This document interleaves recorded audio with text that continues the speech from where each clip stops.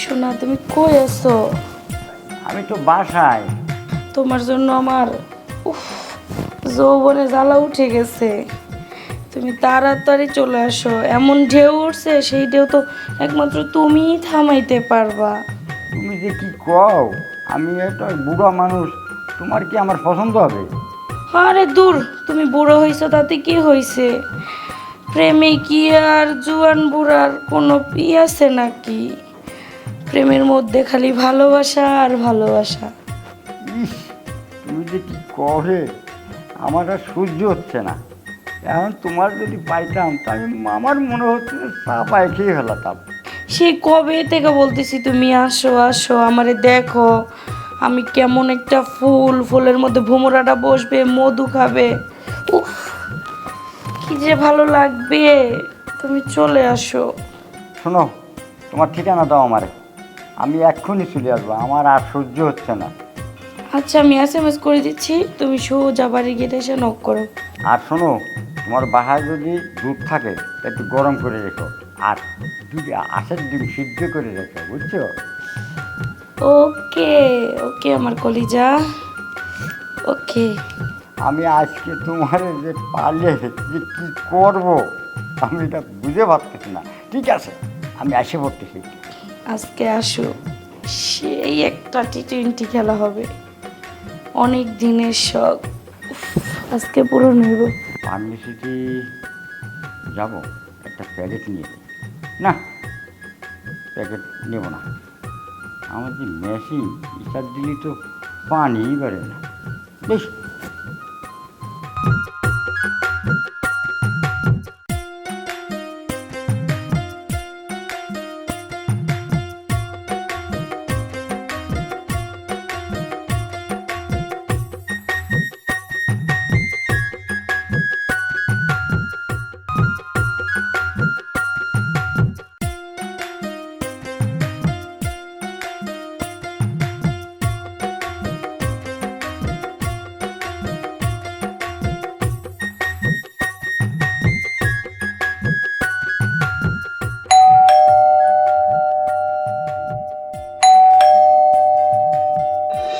আসো,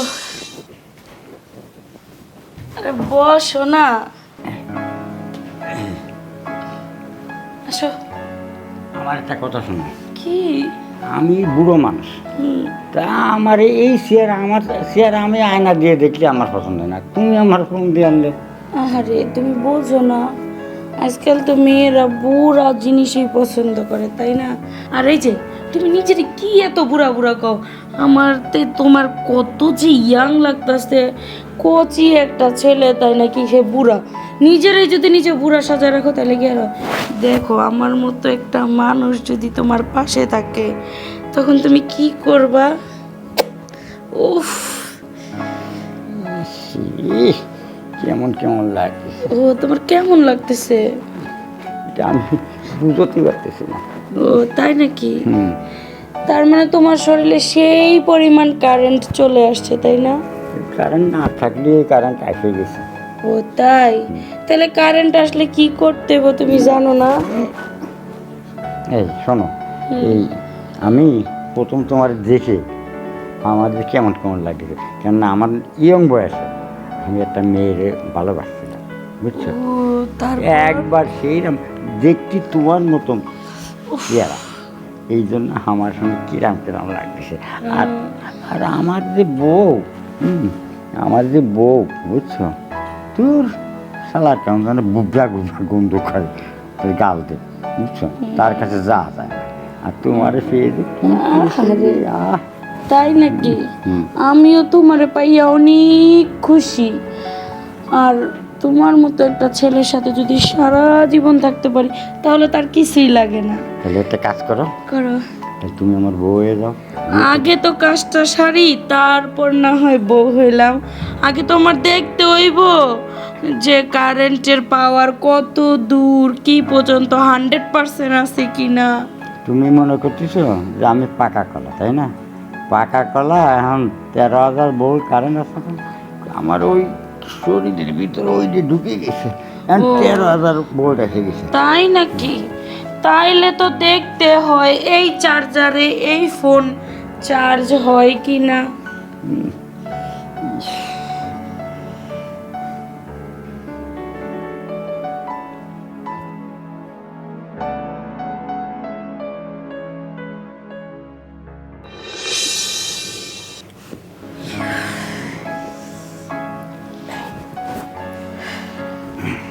আচ্ছা, তোমার কাছে কেমন লাগলো? কেরম মজা পাইলা? মজা পাইছি খুব, রাহত ঠিক হয়ে বসে নেই। শোনো, ওই আমি একটা মেয়ে ভালোবাসতাম, সেই মেয়েটার মতন ঠিক সেই নাম শান্তি খাতা। ও তাই নাকি?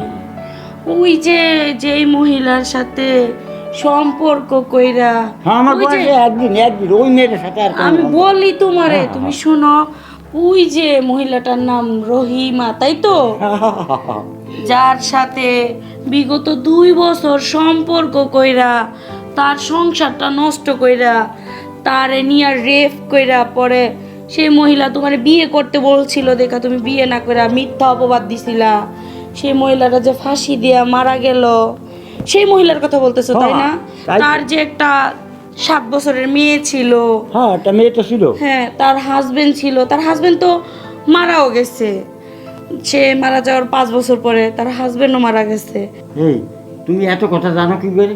ও আচ্ছা, আমি এত কথা জানি কিভাবে?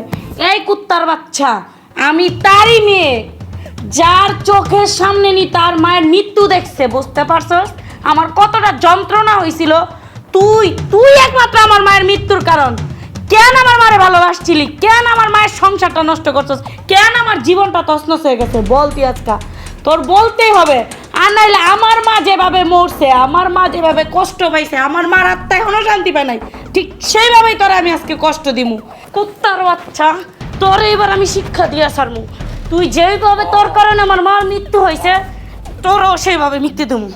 কুত্তার বাচ্চা, তোর মতো মানুষের কারণে আমার মা মারা গেছে, আর আমি হয়েছি এতিম। এতিমের কষ্ট তুই এবার বুঝবি।